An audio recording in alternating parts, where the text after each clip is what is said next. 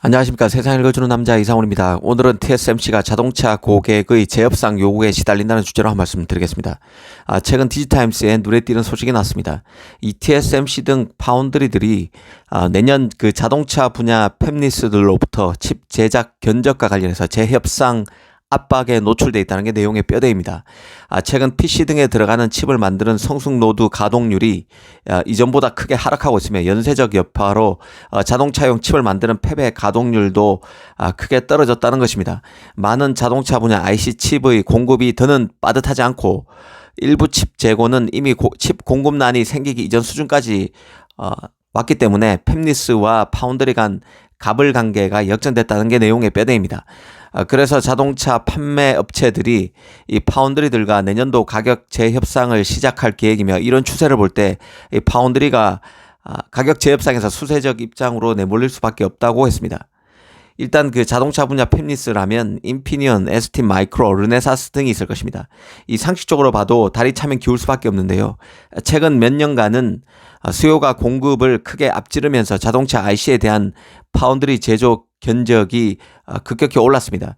하지만 인플레이션 압력과 경기 침체 등 경제 상황이 칩의 수요 전망에 그림자를 들이고 있어서 자동차 업체들도 이에 맞춰서 리스크를 재점검하고 있는 상황으로 보면 될 것 같습니다. 사실 이 소식에는 어느 정도 가장도 있을 것으로 봅니다. 하지만 전반적인 기류 자체는 팩트에 가까울 것이라는 게 개인적인 판단입니다.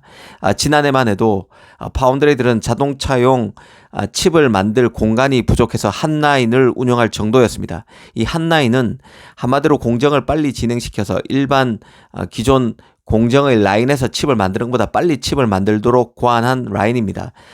자동차 공장들이 칩이 없어서 공장을 세울 정도까지 오다 보니 이 파운드리의 한 라인을 써서라도 빨리 칩을 공급받으려는 업체가 나왔다는 뜻입니다.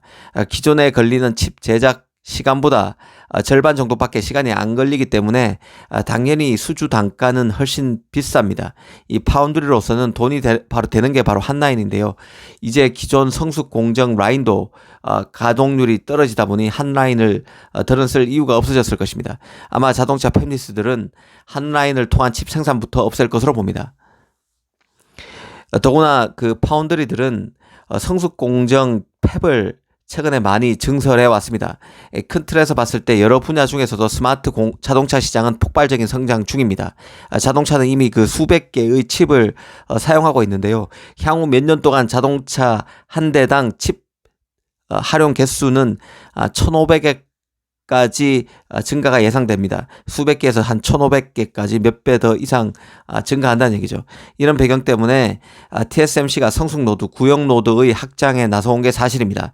칩 산업의 그 경쟁 구도 측면에서 보면 TSMC의 구형 노드 확장은 미국의 글로벌 파운드리, 대만의 UMC, 중국의 SMIC 등이 바짝 긴장하는 요인도 될 것으로 봅니다. 특히 그 각국 정부가 자기 나라의 땅에 팹을 지어달라고 보조금을 주면서 TSMC에 읍소를 해왔던 것도 사실이죠. 일본의 구마모토현 팹, 중국의 난징 팹, 독일, 이탈리아 등 유럽의 또 새로 지을 팹 등은 모두 TSMC의 성숙 노드 확장의 중심에 설 팹이라고 이해하시면 됩니다. 이 사실 자동차에 들어가는 칩 부족 현상은 IT 기기, 가전 등의 수요 폭발, 그 파운드리 생산 라인 확보의 어려움, 그리고 전자화돼 가고 있는 자동차, 전기차 전성시대, 자동차 회사들의 재고관리 실패 등이 총체적으로 맞물려 발생했던 것입니다. 이 뭐니 해도 가장 큰 핵심은 자동차 칩, 그러니까 전장 칩은 기본적으로 대부분 칩 개발사들이 설계를 하면 TSMC 등 파운드리가 생산하는 구조입니다. 하지만 전장 칩의 특징상 그 파운드리 중에서도 소수 업체만 자동차 칩을 만들 수 있죠. 전장 칩은 가전 칩에 비해 돈은 안 되지만 훨씬 더 제작 공정은 더 까다롭습니다. 그러다 보니 이런 전장 칩을 만드는 파운드리 안에서도 라인 확보가 쉽지 않은 측면이 있습니다. 통상 그 자동차용 칩, 전장 칩은 그 90나노, 130나노 수준이라고 보시면 되는데요. 이 전장 칩을 만드는 가장 대표적인 팹리스가 네덜란드 NXP, 독일 인피니온, 일본 르네사스 등이 있습니다. 문제는 이런 업체들의 생산이 대부분 외주, 다른 파운드리를 통해서 이루어진다는 점에 있습니다.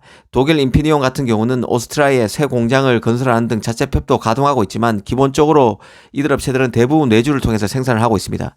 문제는 생산을 하는 파운드리 입장에서 볼 때 전장 칩은 여간 까다로운 게 아닙니다. 돈은 별로 안 되지만 제조는 어려운 측면이 있다는데 문제가 있는데요. 이 자동차 칩은 버그가 발생하면 안 되는 칩입니다. 안전이 제일 중요합니다. 공정이 최신 공정은 아니지만 안전과 연관되어 있기 때문에 소재 처리 기술이 훨씬 더 까다롭습니다. 열이 높고 진동이 있어도 칩이 고장이 나서는 안 됩니다. 그러다 보니 90나노, 130나노 칩이어도 만들 수 있는 파운드리가 극히 한정적입니다. 더군다나 그 파운드리 입장에서 보면 자동차 칩은 첨단 칩이 아니라 오래된 공정의 칩이기 때문에 돈이 안 되죠. 이 가격 등락이 거의 없는 칩이지만 최근 2년간은 워낙 그 칩 품귀가 심하다 보니 제작 가격이 급등했었습니다. 이런 것들이 이제 서서히 원래 제 자리로 돌아가고 있다고 이해하시면 될 것 같습니다. 오늘은 TSMC가 전장 칩 업체들로부터 가격 재협상 요구를 받고 있다는 소식의 배경을 따져봤습니다. 감사합니다.